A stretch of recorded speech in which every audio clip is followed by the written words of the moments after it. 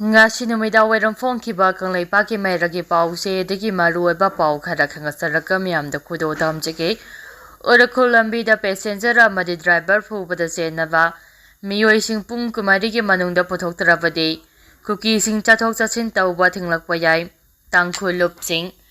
Impar Urkhul lambi 202 paringi mongko sepu khul manakta Urkhul tamna lapa winger da tonglakpa passenger amadi driver bu phu serakpada senaba Miyoising pung kumarigi manungda puthokadabani madu natrabadi Impar Urkhul lambi amasung Urkhul district da Kuki singna chathok chatsin touba thinglakpa yai haina tangkhulgi tonga lup singna matam thakre kathok katam longi president mangsung mingjing khai general secretary Wumayung sayai tangkhul naga Valley student association ki president pumthing sojago general secretary Wurang sang muibana puna khoyek piduna thadorakhiba ultimatum amada Kuki singna Impal Urkhul lambida chathariba passenger sing amadi gari singna kihan khanganduna khuthabagi thawdo asi ngarangi asina ahanba nate passenger singda kihan khangalakhiba adu mongko sefu khulgi chief na su tarani lawde haire ultimatum asina makha taribadi state asida thokliba irang asida ingna tapna leiriba tangkhul singbo asombani haina Kuki singna khalabadi madu aramba wakhaloni Kuki singna nungsi chana na hingminabagi wakhalo thugaiduna hingsa chathaba adumak pami haibasi thokiba thodok singna mayek singna takjare adoba Impal Urkhul lambida chatliba Miyoisingda makhatana ayat apan amata piba yaroi makhatana pamdaba thodok sing thoktanaba thodok aduda chenaba sing ultimatum piriba numit asidagi paraga pung kumarigi manungda puthokadabani madu ngamdrabadi madugi phal chap chana phangani Impal Urkhul lambi yauna Urkhul district da Kuki sing chathok chatsin torakpa thinglakpa yai hairi makhatarapa pauda lau suringa de nomai kapsilakpadagi soktuna laikanariba biralgi laufam laikai miyamna lau ubagi thaba hokre haukiba June 18 da Bisnupur district ki Phubala maning high canal mayada laiba masagi laubokta lau suduna lairingaida nomai kapsilakpadagi soktuna hauji hospital da laikanaduna lairiba Phubala ward number 1 digi ningthaujam birengi laufam adu coordinating committee Phubala amasung Phubala gi praja singna ngasidagi lau khoibagi thabak sathaduna lau unabagi thabak lokhatpa hore haire pause asida coordinating committee Phubala gi chairman Sharatna phongdorakpagi matungina nomaina panbadagi soktuna hauji hospital da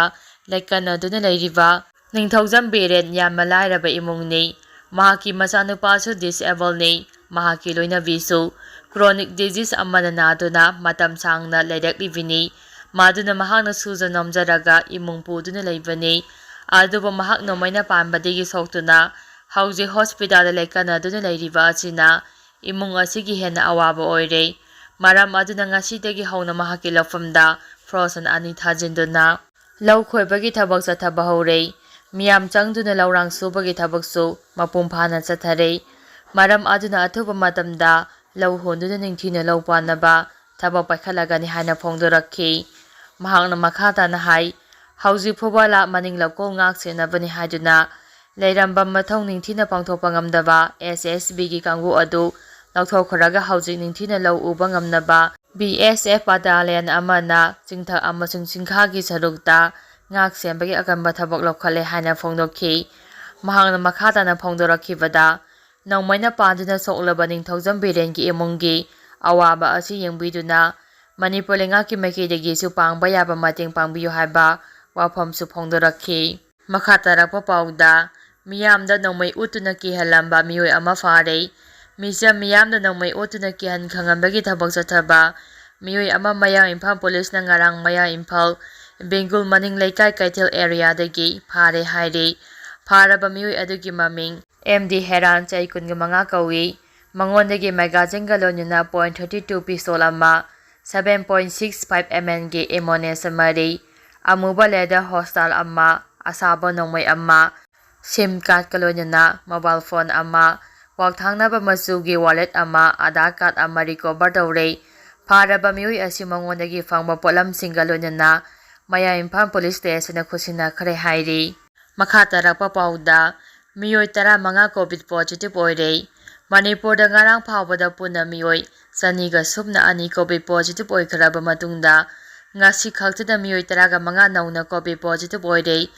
nauna positive oiraklaba miyoi 15 ase tharagadi Manipuri oina COVID positive oiba apunba masing chaniga 18 yaure COVID positive oirakhraba miyoi 15 mak nupa ngaktane makhoigi manungda chahi 13 amasung 18 suraba nupa macha yaure makhoi 15 gi manungda 8 amana Imphal West District tagine aduga makhoi Nepal amana Imphal East District tagine